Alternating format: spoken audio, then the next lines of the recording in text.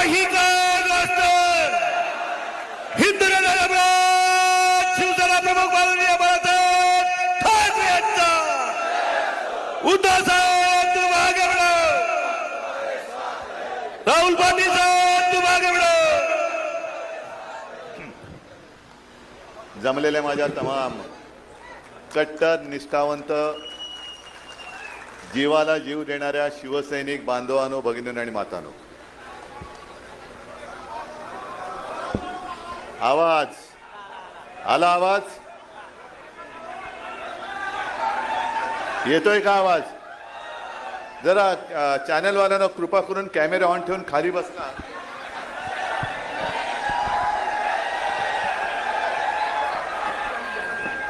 बस येतोय आवाज आता?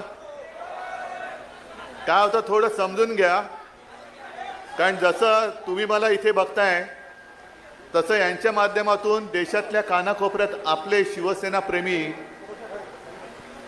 आपला कार्यक्रम बघतायत.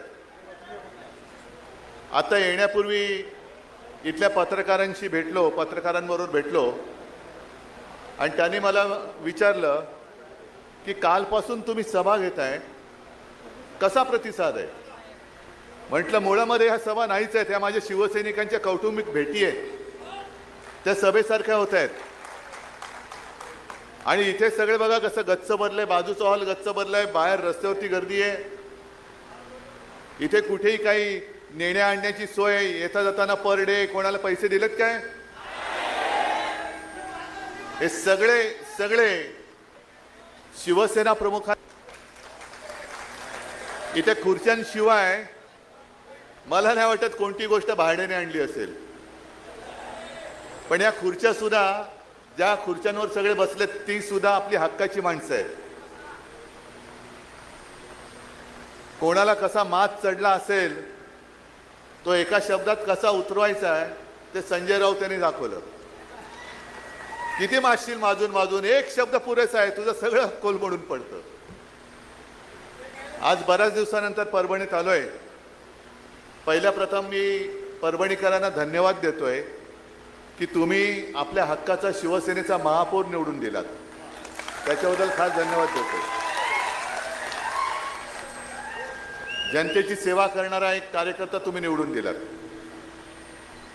आता त्याच्याही वरनं माझ्यावरती टीका झाली. याने म्हणे बाळासाहेबांचे विचार सोडले. का सोडले? की म्हणे महापौर मुसलमान आहे. असेल, पण तो आमचा आहे, त्याला शिवसेनेची उमेदवारी घेऊन शिवसैनिक म्हणून तो लढलेला आहे. बरं, ज्यांनी माझ्यावर टीका केली की यांनी म्हणे मुस्लिम महापौर दिला, बाळासाहेबांचे विचार सोडले, मग त्या गदड्यांना विचारायचं, तुम्ही कालच्या विधान परिषदेमध्ये जो आमच्या नावंदरच्या विरोधात उभा करून निवडून आणला तो कोण आहे? मग ठीक आहे, आपण तराजू काढू. त्याने निवडून दिलेला आमदार, त्याची पार्श्वभूमी काढा, त्याच्यावरती तो कुठे काय केस खटले बिटले होते, तुरुंगात होता का ते काढा. आणि एका त्या महाराजांच्या कीर्तनासाठी स्वतःची शेती पीक काढून ती जमीन उपलब्ध करून देणार आमचा महापौर बघा.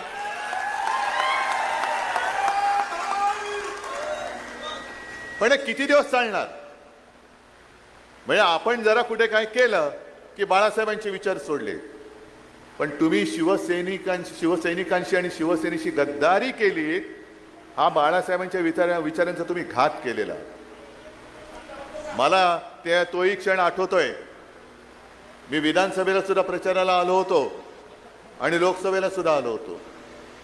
लोकसभेला तो स्टेडियम पूर्ण भरला होता. ते राहुल, ती सभा एक आपल्याला परत घ्यायची, त्याच स्टेडियम मध्ये घ्यायचे.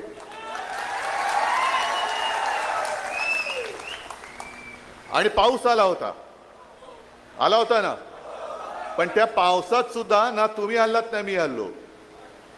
आणि मला काय अभिमान वाटत होता की दोन्ही जणांना, एका बाजूला राहुल होता, दुसऱ्या बाजूला कोण? जरा गोंधळलो मी, कारण काय नवीन तुम्ही नावं ठेवता. काय आताच तो होता. आता मला काय माहित की वाघाचं कातडं पांघरलेला हा काय जरा मला शब्द पाठ करायला त्रास होतो. वाघाचं कातडं पांघरलेला कोण होता? तर मी काय करू? मी केले दोघांच्या हातवर. त्यातला एक हात राहुलनी जो पकडला होता तो वरच्या वर चांगला अजूनही अभिमानाने आहे. आणि दुसरा पळाला, विकास करण्यासाठी पळाले. मला पत्रकारांनी तेही विचारलं, विकास निधी म्हटलं कोणाचा? मतदारसंघासाठी मतदारांसाठी की स्वतःचा खासगी विकास निधी? कारण तो एक व्हिडिओ तो सुद्धा फिरतोय, विमानात बसलेत महाशय आणि बदाम वगैरे खात आहेत. म्हणजे शेतकरी बिचारा असाच उपाशी आहे. पण हे विकास करणारे लगेच प्रायव्हेट विमानामध्ये, कोणी दिला पैसा? प्रायव्हेट विमानातून चालले ते सगळे गाढवं. आपल्या इथला गाढव, बाजूचा आहे विदर्भातला एखादा, सगळे. आणि एवढ्या बेशरमपणाने तो व्हिडिओ टाकले की त्याच्यामध्ये तो एक दलाल पण दिसतोय, ज्यांनी खरेदी विक्री करतात ना, दलाल जे नाक्यावरती उभे राहतात, तसं तो दलाल पण दिसतो त्याच्यामध्ये. पण हे बेधडक, म्हणजे कोणाची जनाची नाही, मनाची नाही, कोणाची पर्वा नाही, लाज लज्जा शरम सगळं गुंडाळून ठेवलंय आणि खाजगी विमानातून दिले. कुठून आणला हा पैसा? म्हणजे माझ्यावरती जे टीका करतात की आत्मपरीक्षण केलं पाहिजे उद्धव ठाकरेंनी, पक्ष का फुटतोय? खरंच आत्मपरीक्षण केलं पाहिजे, पण एकट्या उद्धव ठाकरेंनी नाही, आत्मपरीक्षण सगळ्यांनी केलं पाहिजे. ममता बॅनर्जी पासून सगळ्यांनी केलं पाहिजे. आणि त्याही पेक्षा टीकाकारांनी केलं पाहिजे की आमच्या पक्षफुटीची केस 4-4 वर्ष सुप्रीम कोर्टामध्ये अजून प्रलंबित आहे. का आत्मपरीक्षण केलं जात नाही? का ती केस प्रलंबित आहे? आता सुद्धा हे 6 गद्दार झाले. अरविंद सावंत, संजय राऊत आणि अनिल देसाईंनी जाऊन, आणि एक आपले राजाभाऊ वाजे, अभिमान आहे मला त्यांचा, लोकसभा अध्यक्षांनी जाऊन पत्र दिलं होतं की जर तुमच्याकडे कोणी असं आलं तर कोणताही निर्णय घेण्याच्या अगोदर आमचंही म्हणणं ऐकून घ्या. आणि त्याच्याप्रमाणे त्यांनी गेल्या 24 तारखेला, म्हणजे अरविंद सावंत हे आपल्या लोकसभेच्या संसदीय कामकाज समितीच्या दौऱ्यानिमित्त अध्यक्षांच्याच सहीने जे पत्र येतं त्या पत्रानुसार कारगिलच्या दौऱ्यावरती होते. कारगिलचा म्हणजे देशासाठी हा महत्वाचा विषय. कारगिलच्या दौऱ्यावर तुम्हीच पाठवलं होतं, येणार होते 25 तारखेला, पण लोकसभा अध्यक्षांचं फरमान आलं तुम्ही 24 तारखेला या. मी अरविंदना म्हटलं की तुम्ही त्यांना सांगा की आपल्याच आदेशानुसार मी कारगिल येथे आलोय, तो दौरा देशासाठी महत्वाचा आहे, अर्धवट सोडून येऊ का? त्याने म्हटलं या. कारगिल गेलं खड्ड्यात. कारगिलचा दौरा बिवरा काय नाही, तुमचा पक्ष फुटण्याची घाई झाली माझ्या मालकांना, त्याच्यासाठी तुम्ही पहिले या. आणि मग त्यांना आपली बाजू आपण सांगितली, मांडली.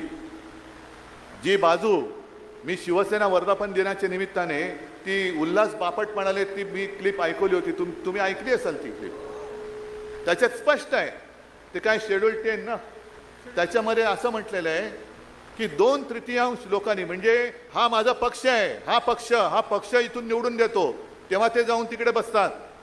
तिकडे जाऊन बसणारे म्हणजे पक्ष नाहीत, ते आमचे प्रतिनिधी आहेत, लोकप्रतिनिधी आहेत. लोकप्रतिनिधी म्हणजे पक्ष नव्हे, जनता मतदार म्हणजे पक्ष आहे. आणि 2/3 जे सभासद असतात तिकडे लोकप्रतिनिधी असतात, ते जर का इकडून तिकडे गेले आणि दुसऱ्या पक्षात विलीन झाले तर त्याला कायदेशीर मान्यता मिळू शकते का? तर उल्हास बापटांनी म्हटले नाही. कायदे तज्ज्ञ आहेत उल्हास बापट, बुजुर्ग आहेत. अशी माणसं फार थोडी राहिलेत ज्यांना कायद्याची, नुसते बुजुर्ग नाही तर कायद्याची काही बूज आहे, कायद्याची काही जाणीव आहे, कायद्याबद्दल काही आदर आहे, कायद्याचा अभ्यास आहे.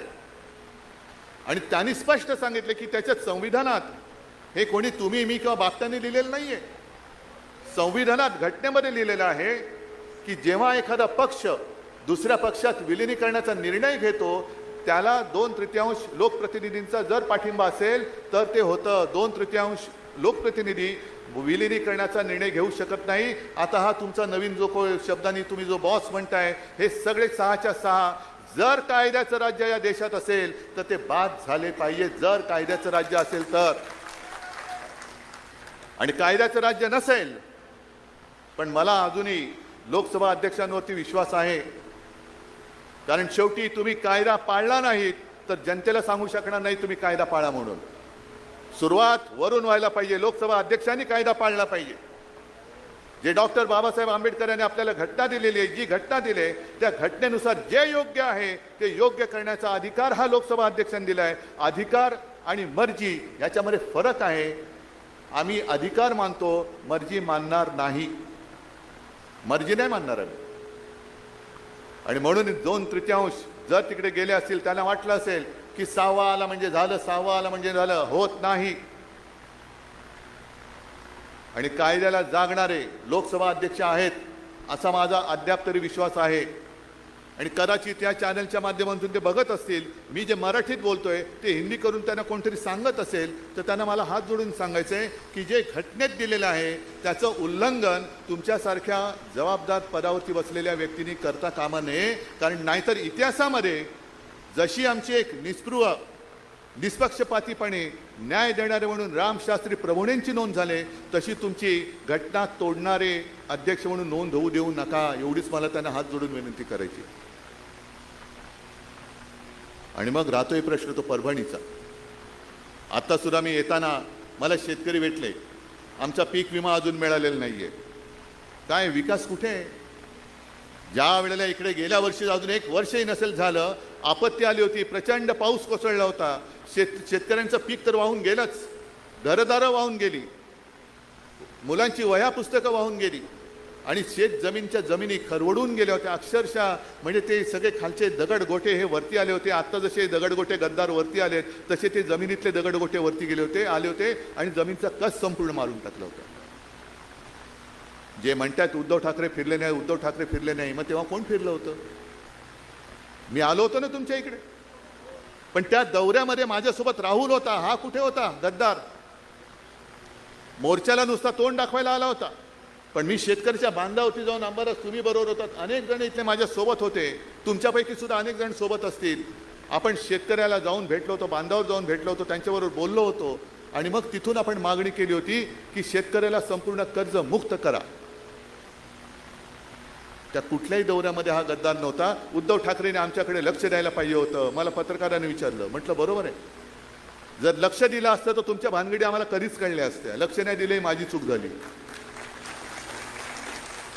लक्ष द्यायला पाहिजेच होतं. पण यापुढे तुम्ही लक्ष द्यायचंय.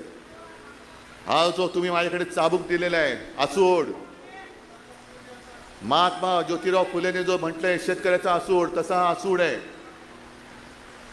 आणि हा चाबूक तुम्ही मला दिलात पण मी तुमच्याकडे परत दिलाय. कारण हे चालवण्याचं काम तुम्ही करायचंय.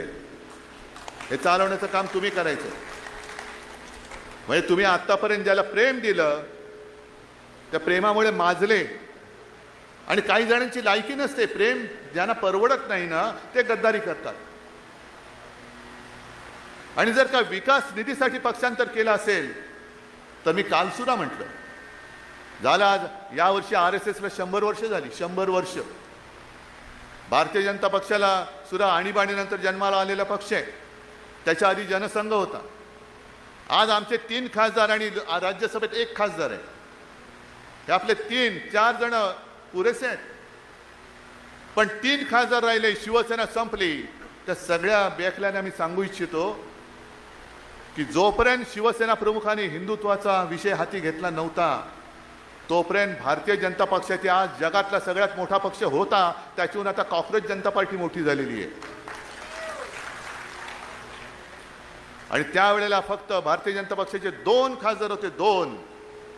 अडवाणी उभे नव्हते राहिलेले आणि स्वतः अटल बिहारी वाजपेयी निवडणूक हारले होते.